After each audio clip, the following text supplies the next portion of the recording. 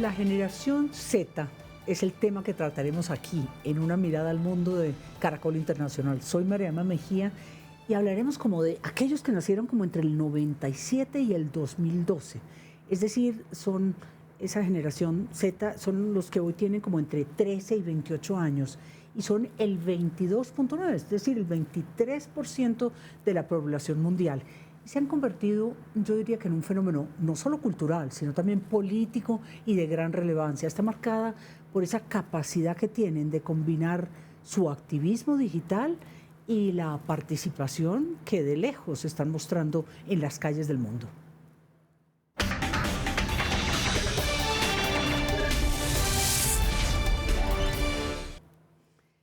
Para comprender este fenómeno, hacemos conexión en Ciudad de México con Armando Vázquez. Es un experto en dinámicas sociales y en esta ciudad pues se ha visto claro ese activismo. La semana pasada y viene una gran manifestación callejera esta próxima semana.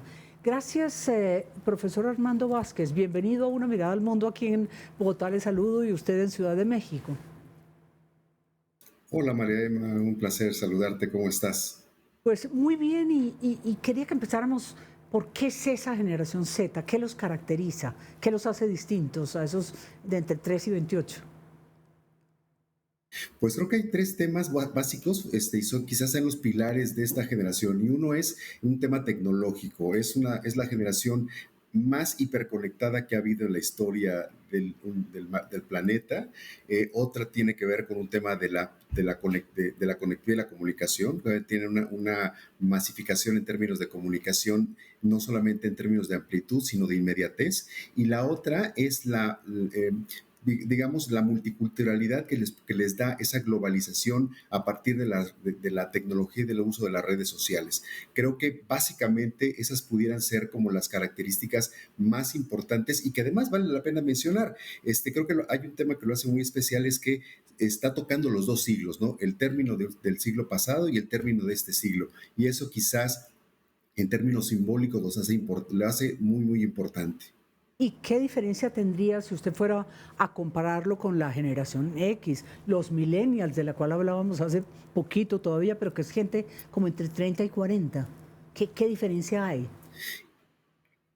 Creo que si hoy volteamos a ver a los millennials, casi ya se ven como anticuados, Sí. ¿no? O sea, la generación Z ha tenido un despegue que se llama la teoría de la bifurcación, ¿no? Que la teoría de la bifurcación es como el ejercicio de la olla donde se está calentando una olla de agua y todo pareciera que está normal y es casi inmediato cuando de repente surge el punto de ebullición y las moléculas líquidas se convierten en gaseosas, pero lo chistoso es que no todas las moléculas se convierten en gas. Y entonces se genera un cambio en ese sentido. Fue diametral hoy lo que pudiéramos ver entre una generación que casi son de la misma época, pues, pero son tan distintos y no solamente en términos de tecnológicos, sino en términos de movilidad y de interacción social. Son muy distintos esta generación millennial contra esta generación Z. Y eso es lo que me impresiona más, que uno ve hoy, demos dos ejemplos, pero sobre todo el de Nepal. En septiembre hubo elecciones, es decir, la posesión de la primera ministra interina frente al propio presidente y prohibían la utilización de redes sociales. Y hubo una gran dijéramos, las juventudes salieron a la calle y de hecho, pues prácticamente, o de verdad, tumbaron el régimen, produjeron este cambio. México también. ¿Qué diferencia? Ese activismo político tan fuerte, menos violento tal vez si se quiere, ¿se está dando o la violencia está ahí todavía presente como en México de hace unos años?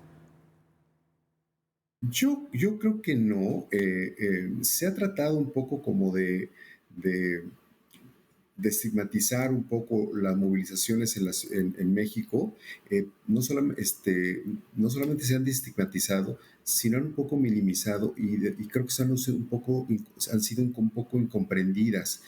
Yo soy un creyente de que las movilizaciones, que además las movilizaciones que han generado las grandes transformaciones a lo largo de la historia han sido las juveniles, ¿no? Y que además en ese sentido son necesarias en ese proceso de evolución generacional. Para un joven es muy importante que proteste, que critique, que sea contestatario. Es muy importante para su propia evolución personal, en su construcción de personalidad. Y yo creo que Sí. hoy no están siendo como muy bien recibidos aquí en la Ciudad de México en ese Pero, sentido. y yo le preguntaría a usted, usted dice que esto pues es muy viejo, ¿no? Esto no nació en los 60 con el año 68 en París, ni en México, Así es. ni Vietnam. Esto es más antiguo, dijéramos, la protesta, ¿cuándo va?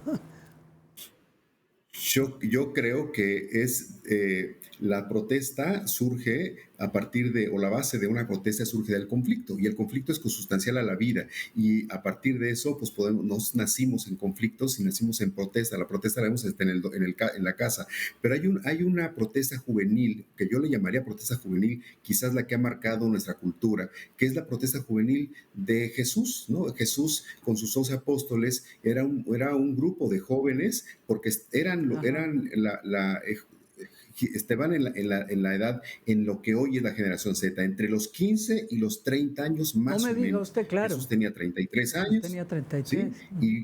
Y Juan, el que era el más joven, tenía 15 años. Entonces, eran en ese rango los apóstoles, lo que nos dice que tiene que ser considerado un movimiento juvenil basado en un proceso de cultura de paz, que eso lo hace realmente muy potente, y lo que nos dice que creo que hoy tenemos la gran obligación de ayudarles y conducir a los jóvenes para que puedan Claro.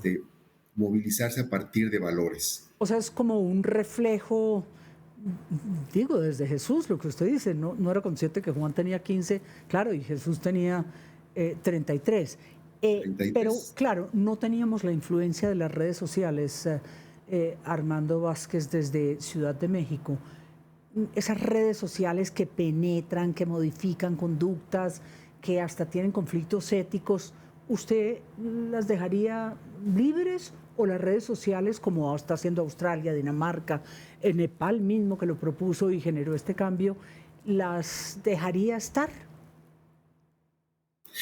Definitivamente, al final del día es parte hoy de la dinámica social. La globalización no se podría entender hoy, en la actualidad no se puede entender sin la globalización. La globalización es el punto de ignición de esta nueva generación y del posmodernismo. Trae sus conflictos, claro que trae sus conflictos, ¿no? Porque obviamente caemos de repente en verdades a medias o en mentiras, en radicalizaciones. Es muy importante porque nos permite estar de manera inmediata conectado a nivel mundial, de manera global, pero también nos hace un poco, que tiene sus riesgos, nos hace perder de vista lo inmediato, lo presencial, y lo que tenemos en nuestro entorno cotidiano, de repente lo perdemos de vista, y miramos hacia el entorno global, y de repente eso puede suceder, que trae muchos conflictos en la construcción de la identidad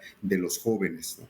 Pues aquí miramos que esa generación Z, según nos dice el profesor Armando Vázquez, está conectada, está consciente de esas dinámicas sociales y utiliza las redes, como él dice, para amplificar sus causas, como la justicia climática o la igualdad de género, los derechos humanos o inclusive las reformas políticas.